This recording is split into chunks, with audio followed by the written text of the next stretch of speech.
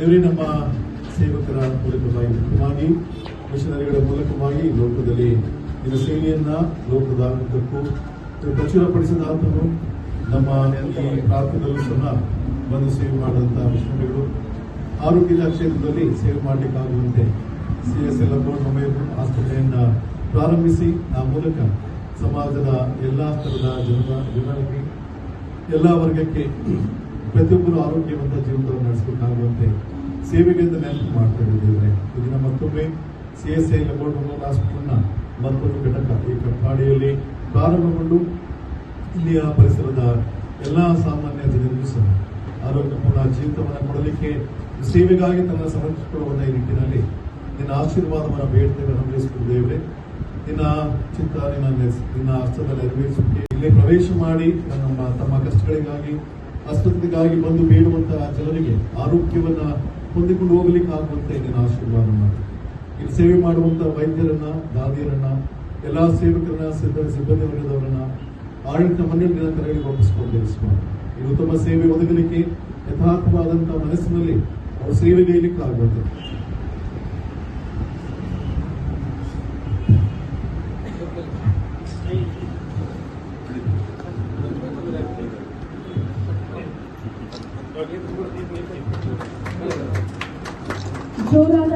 ತಂದೆ ಕುಮಾರ ಪವಿತ್ರಾತ್ಮನ ಹೆಸರಿನಲ್ಲಿ ಈ ಆಸ್ತಿಯನ್ನು ಕಳಿಸ್ತೇವೆ. ದೇವರ ಆಶೀರ್ವದಿಸಲಿ. ನಮ್ಮ ನಿರ್ದೇಶಕರು ಎಲ್ಲ ಗಣ್ಯರು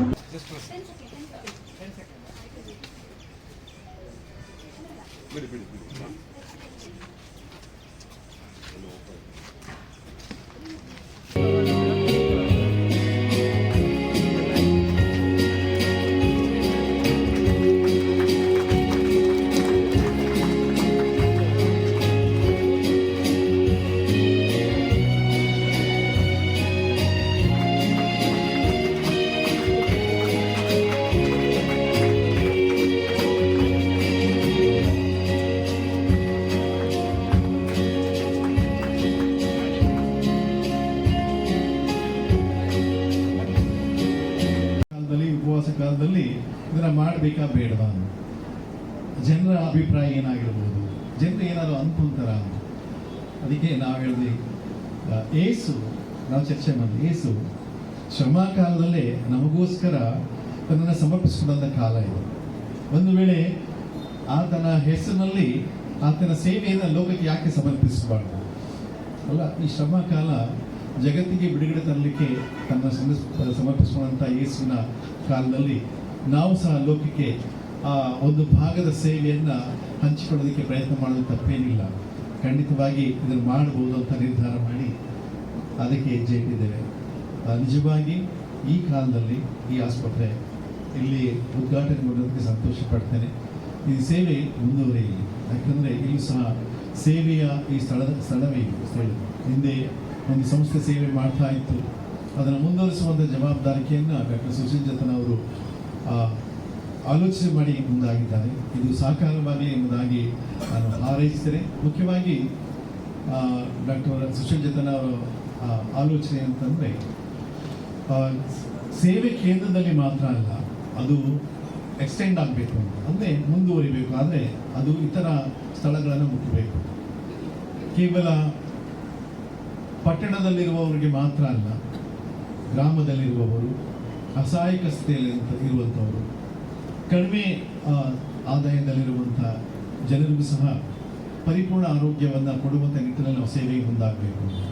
ಒಂದು ವೇಳೆ ಹೊರಗೆ ಹೋಗಿ ಸೇವೆ ಮಾಡುವಂಥ ಒಂದು ದೊಡ್ಡ ಮನಸ್ಸಿನಲ್ಲಿ ಅವರು ಗ್ರಾಮಾಂತರದಲ್ಲಿ ಇಂಥ ಆರೋಗ್ಯ ಕೇಂದ್ರಗಳನ್ನು ಮಾಡಲಿಕ್ಕೆ ಮುಂದಾಗಿರೋದು ಸಂತೋಷದ ಸಂಗತಿ. ಒಂದು ವೇಳೆ ಇಂಥದ್ದು ಇನ್ನೂ ಹೆಚ್ಚು ಆಗಲಿಕ್ಕೆ ಉಂಟು. ಅದಕ್ಕಾಗಿ ಆಲೋಚನೆಗಳನ್ನು ಮಾಡ್ತಾ ಇದ್ದೇವೆ. ಎಲ್ಲೆಲ್ಲಿ ನಮ್ಮ ಸೇವೆಗಳು ನಿಂತು ಹೋಗಿದ್ದವು, ಅಲ್ಲಿ ಕಟ್ಟಡಗಳು ಇದ್ದವು, ಅಲ್ಲಿ ಒಂದೊಮ್ಮೆ ಈ ರೀತಿಯಾದಂಥ ಸೇವೆಯನ್ನು ಅಥವಾ ಸ್ವಚ್ಛತೆಯ ಸೇವೆಯನ್ನು ಮಾಡೋದ್ರ ಮೂಲಕ ಸಮಾಜಕ್ಕೆ ಅವಶ್ಯಕತೆ ಇರುವಂಥ ಸ್ಥಳದಲ್ಲಿ ಅದಕ್ಕೆ ಅವಕಾಶ ಮಾಡಿಕೊಡುವಂಥದ್ದು ನಮ್ಮ ಆದ್ಯತೆ ಆಗಲಿ ಅನ್ನುವಂಥದ್ದು. ಮುಖ್ಯವಾಗಿ ಇಂಥ ಕಾರ್ಯದ ಆಲೋಚನೆಯಲ್ಲಿ ತನ್ನನ್ನು ಸಮರ್ಪಿಸಿಕೊಂಡಂಥ ಪ್ರಿಯ ಡಾಕ್ಟರ್ ಅವರಿಗೆ ನಾನು ಪುನರ್ದಿಂದ ವಂದನೆ ಹೇಳ್ತೇನೆ. ಸ್ವಾಗತ ಭಾಷಣದಲ್ಲಿದ್ದಾಗೆ ಅವರಿಗೆ ಪದೇ ಇದೆ. ಕೇವಲ ಒಂದು ಆಸ್ಪತ್ರೆ ಇಲ್ಲ, ನಮ್ಮ ಡಯಸ್ನಲ್ಲಿ 3 ಮಿಷನ್ ಆಸ್ಪತ್ರೆ ಇದೆ. ಈಗಾಗಲೇ ಒಂದು ಆಸ್ಪತ್ರೆಯನ್ನು ಒಂದು ಓಡೋ ರೀತಿಯಲ್ಲಿ ಮಾಡಿದ್ದಾರೆ. ಅದು ಹೆಗ್ಗಳಿಕೆ. ನಾವೊಂದು ಕ್ಲಾಪ್ ಮಾಡೋಣ ಅವರಿಗೆ. ಯಾಕಂದರೆ ಅದು ಆಗುತ್ತೆ ಅಂತಲೇ ಇರಲಿಲ್ಲ, ಆದರೆ ಅದು ಇವತ್ತು ಅನೇಕರಿಗೆ ಅಲ್ಲಿ ಕೆಲಸ ಕೊಟ್ಟು ನಿರೀಕ್ಷೆ ಕಳೆದುಕೊಂಡಂಥ ಜನರಿಗೆ ನಿರೀಕ್ಷೆನ ಮೂಡಿಸಿ, ಹೌದು ಇದು ನಿಲ್ತದೆ ಅನ್ನುವಂಥ ಮಟ್ಟಿಗೆ ಅದಕ್ಕೆ ಮುಂದೆ ಅವರು ಕಾರ್ಯಪ್ರವೃತ್ತರಾಗಿದ್ದಾರೆ. ಅದೇ ರೀತಿ ಮೈಸೂರಿನ ಆಸ್ಪತ್ರೆಗೂ ಸಹ ಈಗಾಗಲೇ ಕೆಲವು ಕಡೆ ಅವರು ಮಾತನಾಡಿ ಜೊತೆಯಾಗಿ ಸೇರಿ ಅದನ್ನು ಸಹ ನಿಲ್ಲುವಂಥ ಮಟ್ಟಿಗೆ ಪ್ರಯತ್ನಗಳನ್ನು ಮಾಡ್ತಾ ಇದ್ದಾರೆ. ಅದು ಸಹಕಾರವಾಗಿ ನಿಮ್ಮೆಲ್ಲರ ಪ್ರಾರ್ಥನೆ ಬಹಳ ಪ್ರಾಮುಖ್ಯ. ಮುಖ್ಯವಾಗಿ ಅದು ಶಿಕ್ಷಣದಲ್ಲಿ ಇರ್ಬೋದು, ಅದು ಆಸ್ಪತ್ರೆ ಮುಖಾಂತರ ಇರ್ಬೋದು, ಅದು ಮುದ್ರಣಾಲಯವನ್ನು ಪ್ರಥಮವಾಗಿ ನಮ್ಮ ಜಿಲ್ಲೆ ಕೊಟ್ಟಂಥ ಕೊಡುಗೆ ಇರ್ಬೋದು, ಪತ್ರಿಕೆಗಳ ಮುಖಾಂತರ ಇರ್ಬೋದು, ಕೃಷಿ ರಂಗದಲ್ಲಿ ಇರ್ಬೋದು, ಕೈಗಾರಿಕಾ ರಂಗದಲ್ಲಿ ಇರ್ಬೋದು, ಎಲ್ಲ ರಂಗದಲ್ಲಿ ಕೂಡ ನಮ್ಮ ಅವಿಭಾಜ್ಯ ಜಿಲ್ಲೆಗೆ ಒಂದು ಚಾಲನೆ ಕೊಟ್ಟಂಥ ಒಂದು ಸಂಸ್ಥೆ CSI ಸಂಸ್ಥೆ. ಇವತ್ತು ಸಾಕಷ್ಟು ಮುಂದಾಲೋಚನೆಯಿಂದ ಈ ಒಂದು ಶಾಖೆಯನ್ನು ಇಲ್ಲಿ ಪ್ರಾರಂಭಿಸುವಂಥ ಕೆಲಸ ಕಾರ್ಯಕ್ಕೆ ಇವತ್ತು ಚಾಲನೆ ಕೊಡ್ತಾ ಇದ್ದಾರೆ. ಹೆಚ್ಚಿನ ಅಂಶ ನನಗೆ ಗೊತ್ತಿದೆ, ಕ್ಷಣ ಕ್ಷಣ ಕೂಡ ಇವತ್ತು ಅಪಘಾತ ಆದಂಥ ಸಮಯದಲ್ಲಿ ಕ್ಷಣ ಕ್ಷಣ ಕೂಡ ಬಹಳಷ್ಟು ಪ್ರಾಮುಖ್ಯ. ಎಷ್ಟೋ ಸಂದರ್ಭಗಳಲ್ಲಿ ಅಪಘಾತ ಇವತ್ತು ಸ್ವಲ್ಪ ಮಟ್ಟಿಗೆ ಕಡಿಮೆ ಆಗಿದೆ, ಚತುಷ್ಪಥ ರಸ್ತೆ ಆದ ನಂತರ. ಆದರೂ ಕೂಡ ವಿಪರೀತವಾದಂಥ ಅಪಘಾತಗಳು, ಎಷ್ಟೋ ಜನ ಪ್ರಾಣ ಕೊಡ್ತಾರೆ. ಇಂಥ ಸಮಯದಲ್ಲಿ ನೇರವಾಗಿ ನಾವು ಉಡುಪಿಯನ್ನೇ ಅವಲಂಬಿಸಿರುವಂಥ ಸಂದರ್ಭ. ಕೆಲವು ಸಲ ತುರ್ತು ಚಿಕಿತ್ಸೆಗೋಸ್ಕರ ತಂದರೂ ಕೂಡ ಇವತ್ತು ವಾಹನದ ಸಾಂದ್ರತೆಯಿಂದಾಗಿ ಉಡುಪಿ ಆಸ್ಪತ್ರೆ ಸೇರುವಂಥ ಪ್ರಮೇಯ ಇರುವುದಿಲ್ಲ. ಅಂಥ ಸಮಯದಲ್ಲಿ ಪ್ರಥಮ ಚಿಕಿತ್ಸೆ ಏನು ಬೇಕು ಅನ್ನುವಂಥದ್ದು ಬಹಳ ಪ್ರಾಮುಖ್ಯ. ಇವತ್ತು ನಮ್ಮ ಅಪಘಾತ ಆದಂಥ ಸಮಯದಲ್ಲಿ ಒಂದು 10-15 ನಿಮಿಷಕ್ಕಿಂತ ಮೊದಲು ಚಿಕಿತ್ಸೆ ಸಿಗುವಂಥ ಅವಕಾಶವನ್ನು ಈ ಒಂದು ಆಸ್ಪತ್ರೆ ಇವತ್ತು ಅದಕ್ಕೆ ಬೇಕಾಗುವಂಥ ಎಲ್ಲ ರೀತಿಯ ಸುಸಜ್ಜಿತವಾದಂಥ ರೀತಿಯ ವ್ಯವಸ್ಥೆಯನ್ನು ಅಳವಡಿಸುವಂಥ ಕೆಲಸ ಕಾರ್ಯವನ್ನು ಇವತ್ತು ನಡೆಸಿದ್ದಾರೆ. ಈ ದೃಷ್ಟಿಯಲ್ಲಿ ಇವತ್ತು ವೈದ್ಯರು ಮಾಡುವಂಥದ್ದು ದೇವರ ಕೆಲಸ. ಇವತ್ತು ವೈದ್ಯೋ ನಾರಾಯಣ ಅಂತ ಹೇಳ್ತಾರೆ. ಇಂಥ ಸಮಯದಲ್ಲಿ ಇವತ್ತು ಈ ಆಸ್ಪತ್ರೆಯ ಕೊಡುಗೆಯನ್ನು ಇಲ್ಲಿ ನೀಡುವಂಥ ಕೆಲಸ ಕಾರ್ಯ ಮಾಡಿದ್ದಾರೆ. ಹಿಂದೆ ಕೂಡ ಕಾಪುನಲ್ಲಿ ನಮ್ಮ ಕಾಶಿಯವರು ಇಲ್ಲಿ ಸಾಮಾಜಿಕ ಕಳಕಳಿರುವ ನನಗೆ ಇದು ಬಹಳ ಸಂತೋಷದ ಸಂಗತಿ. ಸಂತೋಷ ಯಾಕಂತ ಹೇಳಿದರೆ, ಯಾವುದಾದ್ರೂ ಒಂದು ಪ್ರದೇಶ ಅಭಿವೃದ್ಧಿ ಆಗಬೇಕು ಅಂತಿದ್ರೆ ಅಲ್ಲಿ ಅಭಿವೃದ್ಧಿಗೆ ಪೂರಕವಾದ ಸಂಗತಿಗಳು ಜಾಸ್ತಿ ಇರಬೇಕು. ಶಾಲೆ ಇರಲಿ, ಆಸ್ಪತ್ರೆ ಇರಲಿ, ಕಚೇರಿಗಳು, ಸರ್ಕಾರಿ ಕಚೇರಿಗಳು ಇರಲಿ, ಎಷ್ಟು ಜನರಿಗೆ ಹತ್ತಿರವಾಗಿ ಇರುತ್ತವೆ ಅಷ್ಟು ಆ ಜಾಗದ ಪರಿಸರದ ಜನರು ಬೆಳೆಯಲಿಕ್ಕೆ, ಅಭಿವೃದ್ಧಿ ಹೊಂದಲಿಕ್ಕೆ ಸಾಧ್ಯ. ಹೀಗಿರುವಾಗ ಈ ಒಂದು ಆರೋಗ್ಯ ಕೇಂದ್ರ ಈ ಕಟಪಾಡಿಗೆ ಇಲ್ಲಿ ಬಂದಿರುವಾಗ ಖಂಡಿತವಾಗಿಯೂ ನಾನು ಆಲೋಚನೆ ಮಾಡುವುದು ಇದು ಆರೋಗ್ಯ ಕೇಂದ್ರದ ಬೆಳವಣಿಗೆ ಮಾತ್ರ ಅಲ್ಲ, ಇಲ್ಲಿ ಈ ಪರಿಸರದಲ್ಲಿರುವ ಎಲ್ಲ ಜನರ ಅಭಿವೃದ್ಧಿಗೆ ಇದು ನಾಂದಿ ಆಗಿದೆ. ಇದರ ಮೂಲಕ ಈ ಜನರಿಗೆ ಅಭಿವೃದ್ಧಿಯ ಒಂದು ಅವಕಾಶ ಸಿಕ್ಕಿದೆ. ಈ ಅವಕಾಶ ಸಿಕ್ಕಿರುವಾಗ ಅಭಿನಂದನೆ ಸಲ್ಲಿಸಿ ಶುಭ ಕಾಮನೆಗಳನ್ನು ಅರ್ಪಿಸಿ ಎಲ್ಲ ಒಳಿತನ್ನು ನಾನು ಆಶಿಸುತ್ತೇನೆ. ರೋಗ ಯಾರಿಗೂ ಭೇದ ಭಾವ ಮಾಡಲ್ಲ. ರೋಗ ನಾವು ಆಲೋಚನೆ ಮಾಡಿದ ರೀತಿಯಲ್ಲಿ ಬಡವರಿಗೆ ಮಾತ್ರ ಅಲ್ಲ, ಅದು ಶ್ರೀಮಂತರಿಗೂ ಇದೆ, ಉಳ್ಳವನಿಗೂ ಇದೆ, ಏನು ಇಲ್ಲದವನಿಗೂ ಇದೆ. ಹಾಗಿರುವಾಗ ರೋಗದಲ್ಲಿ ಭೇದ ಭಾವ ಇಲ್ಲದ ಸಂದರ್ಭದಲ್ಲಿ ನಾವು ಯಾವಾಗ ಆಸ್ಪತ್ರೆಯನ್ನು ಒಂದು ಪ್ರದೇಶದಲ್ಲಿ ಸ್ಥಾಪಿಸ್ತೇವೆ, ಆ ಆಸ್ಪತ್ರೆ ಅಥವಾ ಆರೋಗ್ಯ ಕೇಂದ್ರ ಜನರನ್ನು ಒಟ್ಟಿಗೆ ತರುವ, ಎಲ್ಲ ಜನರು ಸಹ ಬಾಳ್ವೆ ನಡೆಸಲಿಕ್ಕೆ ಪೂರಕವಾಗುವ ವಿಷಯದಲ್ಲಿ ನಾವು ಈ ಆಸ್ಪತ್ರೆಯನ್ನು ಕಾಣ್ತೇವೆ. ಯಾಕಂತ ಹೇಳಿದ್ರೆ ಆಸ್ಪತ್ರೆಗೆ ಬರುವವರು ಈ ಜಾತಿಯವರು ಆ ಜಾತಿಯವರು ಅಂತ ಇಲ್ಲ, ಈ ಧರ್ಮದವರು ಆ ಧರ್ಮದವರು ಅಂತಿಲ್ಲ, ಎಲ್ಲರೂ ಬರ್ತಾರೆ. ಯಾರು ರೋಗಿ ಇದ್ದಾರೆ ಅವರು ಆಸ್ಪತ್ರೆಗೆ ಬರಲೇಬೇಕು ಅಂತ. ಹಾಗಿರುವಾಗ ಅಂತಹ ಪರಿಸ್ಥಿತಿಯಲ್ಲಿ ಇಡೀ ಸಮಾಜವನ್ನು ಒಗ್ಗೂಡಿಸುವ ನಿಟ್ಟಿನಲ್ಲಿ ಈ ಆರೋಗ್ಯ ಕೇಂದ್ರ ಖಂಡಿತವಾಗಿಯೂ ಕೆಲಸ ಮಾಡ್ತದೆ. ಶಾಲೆಗಳು ಕೂಡ ಅದೇ ತರ. ಶಿಕ್ಷಣ ನಾವು ಪಡೆಯಬೇಕಂತ ಇದ್ರೆ, ಶಾಲೆಗೆ ಹೋಗ್ಬೇಕಂತ ಇದ್ರೆ, ಅಲ್ಲಿ ಶಾಲೆಯಲ್ಲಿ ಶಿಕ್ಷಣ ಪಡೆಯಲು ಉಳ್ಳವರು ಮಾತ್ರ ಅಲ್ಲ, ಇಲ್ಲದವರು ಬರಬೇಕು. ಯಾರು ಮೇಲ್ಜಾತಿಯವರು ಇದ್ದಾರೆ ಅವರು ಮಾತ್ರ ಅಲ್ಲ, ಕೆಳ ಜಾತಿಯವರು ಬರಬೇಕು. ಎಲ್ಲರಿಗೂ ಶಿಕ್ಷಣ ಸಿಕ್ಕಿದಾಗ ಮಾತ್ರ ಸಮೃದ್ಧ ಸದೃಢ ಸಮಾಜ ಸ್ಥಾಪಿಸಲು ಸಾಧ್ಯ. ಸಮಾಜದ ಆರೋಗ್ಯಕ್ಕೆ ಅದರಿಂದಾಗಿ ಆಸ್ಪತ್ರೆ ಬೇಕು. ಹೆಲ್ತ್ ಈಸ್ ವೆಲ್ತ್ ಅಂತ ಹೇಳ್ತಾರೆ. ಆರೋಗ್ಯ ನಮಗೆ ಆಸ್ತಿ. ಯಾಕಂತ ಹೇಳಿದ್ರೆ ಯಾವಾಗ ನಮಗೆ ಆರೋಗ್ಯ ಇದೆ ನಾವು ಸದೃಢರಾಗಿರುತ್ತೇವೆ. ಸದೃಢರಾಗಿದ್ದಾಗ ನಾವು ಹೆಚ್ಚು ಸಾಧಿಸಲು ಸಾಧ್ಯವಾಗುತ್ತದೆ. ಹೆಚ್ಚೆಚ್ಚು ನಾವು ಸಾಧಿಸಿದಾಗ ಇನ್ನೂ ಉತ್ತಮ ರೀತಿಯಲ್ಲಿ ನಮ್ಮ ಜೀವನ ಶೈಲಿ ಆಗ್ತದೆ. ನಮ್ಮ ಜೀವನ ಶೈಲಿಯ ಉತ್ತಮವಾಗುವಾಗ ನಮಗೆ ಪೌಷ್ಟಿಕ ಆಹಾರ ಸೇವಿಸಲು ಸಾಧ್ಯ ಆಗ್ತದೆ.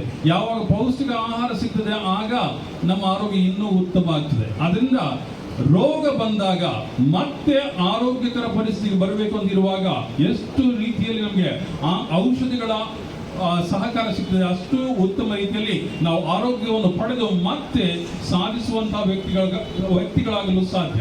ಈ ಆರೋಗ್ಯ ಕೇಂದ್ರದಲ್ಲಿ ನಾವು ವಾರಕ್ಕೆ 6 ದಿವಸ ಇಲ್ಲಿ ನಡೆಸ್ತೇವೆ. ಬೆಳಿಗ್ಗೆ 8 ಗಂಟೆಯಿಂದ 6 ಗಂಟೆ ತನಕ ಈ ಕೇಂದ್ರ ಇಲ್ಲಿ ಓಪನ್ ಇರ್ತದೆ. ಲ್ಯಾಬೋರೇಟರಿ ಮಾತ್ರ 7 ಗಂಟೆಯಿಂದ ಅದು ಶುರು ಆಗ್ತದೆ. 6 ದಿವಸಗಳು ಕೂಡ, ಆದರೆ ಭಾನುವಾರ ರಜೆ ಇರ್ತದೆ.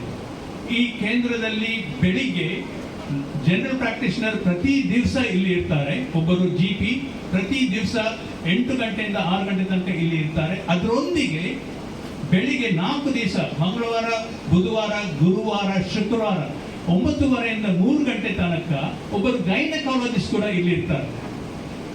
ಯಾವ ಸಮುದಾಯದಲ್ಲಿ ಕೂಡ, ಯಾವ ಪರಿಸರದಲ್ಲಿ ಗೈನಕಾಲಜಿಸ್ಟ್ ಅದು ಮುಖ್ಯವಾದದ್ದು. ಮಧ್ಯಾಹ್ನ ಹೊತ್ತಿಗೆ ವಾರಕ್ಕೆ 3 ಸರ್ತಿ ಒಂದು ಕನ್ಸಲ್ಟೆಂಟ್ ಫಿಸಿಷಿಯನ್ ಅವರು ಇಲ್ಲಿದ್ದಾರೆ. ಡಾಕ್ಟರ್ ಧನಂಜಯ್ ಭಟ್ ಹಾಗೂ ಡಾಕ್ಟರ್ ವೈಭವ್ ಅಂತ ಹೇಳಿ 3 ರಿಂದ 6 ಗಂಟೆ ತನಕ ಇಲ್ಲಿ ಕನ್ಸಲ್ಟೆಂಟ್ ಫಿಸಿಷಿಯನ್ ಇರ್ತಾರೆ. ಕನ್ಸಲ್ಟೆಂಟ್ ಆಫ್ಥಮಾಲಜಿಸ್ಟ್ 2 ದಿವಸ ಇರ್ತಾರೆ, 3 ರಿಂದ 4:30 ತನಕ. Consultant ENT surgeon doctor Rebecca Mridula ಅವರು ವಾರಕ್ಕೆ 2 ಸರ್ತಿ ಇಲ್ಲಿ 3 ಗಂಟೆಯಿಂದ 6 ಗಂಟೆ ತನಕ ಇರ್ತಾರೆ. ಹಾಗೂ ಡಾಕ್ಟರ್ ಕೌಶಲ್ ಅವರು ಸರ್ಜನ್, ಅವರು ಶನಿವಾರ 3 ಗಂಟೆಯಿಂದ 6 ಗಂಟೆ ತನಕ ಇಲ್ಲಿ ಪ್ರಾಕ್ಟೀಸ್ ನಡೆಸ್ತಾ ಇದ್ದಾರೆ. ಅದರಿಂದ ಇನ್ನು ಮುಂದೆ ಡಾಕ್ಟರ್ ಫೌಸ್ಟಿನ್ ಹೇಳಿದ ಹಾಗೆ ಆಸ್ಪತ್ರೆಗೆ ನೀವು ಇಲ್ಲಿಂದ ಕಟ್ಪಾಡಿಯಿಂದ ಬರ್ಬೇಕಂತ ಇರಲಿಲ್ಲ, ಆಸ್ಪತ್ರೆ ನಿಮ್ಮ ಹತ್ರ ಬರ್ತದೆ. ಇದರೊಟ್ಟಿಗೆ ಬೇರೆ ಸೌಲಭ್ಯಗಳು ಕೂಡ ಇದೆ. ಅದೇನಂತ ಹೇಳಿದ್ರೆ ಇಲ್ಲಿ ನಾವು ಲ್ಯಾಬೋರೇಟರಿ ಕೂಡ ಇದೆ, ಲ್ಯಾಬ್ ಇದೆ. ಮನೆಗೆ ಹೋಗಿ ನಾವು ಬ್ಲಡ್ ಅನ್ನು ಕಲೆಕ್ಟ್ ಮಾಡ್ತೇವೆ. ಅದರೊಟ್ಟಿಗೆ ಎಕ್ಸ್ರೇ ಯೂನಿಟ್ ಕೂಡ ಇದೆ. ಅದರೊಟ್ಟಿಗೆ ಅಲ್ಟ್ರಾಸೌಂಡ್ ಸ್ಕ್ಯಾನ್ ಕೂಡ ಇಲ್ಲಿ ಇರ್ತದೆ. ಸೊ ಆದಷ್ಟು ಮಟ್ಟಿಗೆ ಎಲ್ಲ ಸೌಲಭ್ಯಗಳು ಇಲ್ಲಿರ್ತದೆ. ಅದರಿಂದ ಈ ಕಟ್ಪಾಡಿದ ಜನರಿಗೆ ನಿಜವಾಗಿ ಇದೊಂದು ನಮ್ಮ ಮಿಷನ್ ಆಸ್ಪತ್ರೆ ಕೊಡುಗೆ. ಯಾಕಂತ ಹೇಳಿದ್ರೆ ಹೆಚ್ಚಾದ ಜನರು ಕಟ್ಪಾಡಿಯಿಂದ ಮಿಷನ್ ಆಸ್ಪತ್ರೆಗೆ ಬರ್ತಿದ್ರು, ಆದರೆ ಇನ್ನು ಅವರು ಅಷ್ಟು ದೂರ ಬರ್ಬೇಕಂತಿಲ್ಲ, ಇಲ್ಲೇ ಅವರು ಚಿಕಿತ್ಸೆಯನ್ನು ಪಡೆಯಬಹುದು.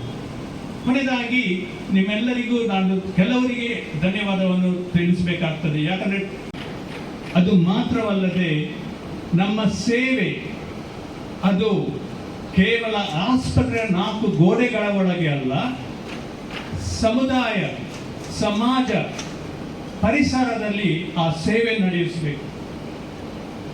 ಆ ಸೇವೆ ಅದು ವಿಶೇಷವಾದ ಸೇವೆ. ಯಾಕಂತ ಹೇಳಿದ್ರೆ ಈ ಕೇಂದ್ರದ ಉದ್ಘಾಟನೆ ಇದು ಲಾಭಕ್ಕೋಸ್ಕರ ನಾವು ಮಾಡಿದಲ್ಲ, ಉದ್ಯೋಗಕ್ಕೋಸ್ಕರ ನಾವು ಮಾಡಿದಲ್ಲ. ಈ ಕೇಂದ್ರವನ್ನು ಉದ್ಘಾಟಿಸಿದ್ದು ನಾವು ಕೇವಲ ಜನರ ಸೇವೆಗೆ, ಕೌಶಲ್ಯದಿಂದ, ಕೃಪೆಯಿಂದ, ಪ್ರೀತಿಯಿಂದ ಮಾಡುವ ಸೇವೆ ನಮ್ಮ ಲಂಬಾರ್ಡ್ ಮೆಮೋರಿಯಲ್ ಮಿಷನ್ ಆಸ್ಪತ್ರೆಗೆ ಪ್ರಸಿದ್ಧವಾಗಿದೆ. ಈ ಹೊತ್ತಿನಲ್ಲಿ ಒಂದು ಘಟನೆಯನ್ನು ನಾನು ನಿಮ್ಮ ಗಮನಕ್ಕೆ ತರ್ತೇನೆ. ಅದೇನಂತ ಹೇಳಿದರೆ, ಇಲ್ಲಿ ಈ ಕ್ಲಿನಿಕ್ ಅನ್ನು ಸರಸ್ವತಿ ಕ್ಲಿನಿಕ್ ಆಗಿ ಡಾಕ್ಟರ್ ರವೀಂದ್ರನಾಥ್ ಕಾಮತ್ ಶೆಟ್ಟಿ ಅವರು 40 ವರ್ಷದ ಹಿಂದೆ ಅವರು ಇಲ್ಲಿ ಸ್ಥಾಪಿಸಿದರು. ಆಗ ಸ್ಥಾಪನೆ ಮಾಡಿದಾಗ ಒಂದು ಇಲ್ಲಿ ಕಟ್ಪಾಡಿಯ ಅಯ್ಯ ಅವರು ರೆವರೆಂಡ್ ನವೀನ್ ಅಮ್ಮಣ್ಣ ಅಂತ ಹೇಳಿ, ಇಂದು ಲಂಬಾರ್ಡ್ ಮೆಮೋರಿಯಲ್ ಮಿಷನ್ ಆಸ್ಪತ್ರೆ ಈ ಕೇಂದ್ರವನ್ನು, ಆರೋಗ್ಯ ಕೇಂದ್ರವನ್ನು ಉದ್ಘಾಟಿಸಿದಾಗ ಆ ನವೀನ್ ಅಮ್ಮನರ ಮಗ ಅಕ್ಷಯ್ ಅಮ್ಮಣ್ಣ ಇವತ್ತು ನಮ್ಮ ಒಂದು ಗೆಸ್ಟ್ ಆಗಿ ಬಂದಿದ್ದಾರೆ. ಅದು ನಿಜವಾಗಿ ಒಂದು ವಿಚಿತ್ರವಾದ ಕೋಇನ್ಸಿಡೆನ್ಸ್. ಇದಕ್ಕೆ ನಾನು ಡಾಕ್ಟರ್ ರವೀಂದ್ರನಾಥ್ಗೆ ನಿಜವಾಗಿ ನಾನು ಹೃತ್ಪೂರ್ವಕ ವಂದನೆಗಳನ್ನು ಕೃತಜ್ಞತೆಯನ್ನು ಹೇಳ್ತೇನೆ. ಯಾಕಂತ ಹೇಳಿದ್ರೆ ಅವರಿಗೆ ಯಾರಿಗೂ ಕೊಡದೆ ನನ್ನ ಈ ಸರಸ್ವತಿ ಕ್ಲಿನಿಕ್ ಅದು ಮುಂದೆ ನಡೆಯಬೇಕು, ಇದು ಮಿಷನ್ ಆಸ್ಪತ್ರೆಯಿಂದ ನಡೆಸಲಿಕ್ಕೆ ಸಾಧ್ಯವಿದೆ ಅಂತ ಹೇಳಿ ನಿಜವಾದ ಬಹಳ ಒಳ್ಳೆಯ ದರದಲ್ಲಿ ಅವರು ನಮಗೆ ನೀಡಿದ್ದಾರೆ. ಡಾಕ್ಟರ್ ರವೀಂದ್ರನಾಥ್ ಶೆಟ್ಟಿ ಅವರೇ, ನಿಮಗೆ ನಿಜವಾಗಿ ಎಲ್ಲ ಸಿಬ್ಬಂದಿಗಳ ಪರವಾಗಿ, ಕಟ್ಪಾಡಿಯ ಜನರ ಪರವಾಗಿ ನಾನು ನಿಮಗೆ ವಂದನೆ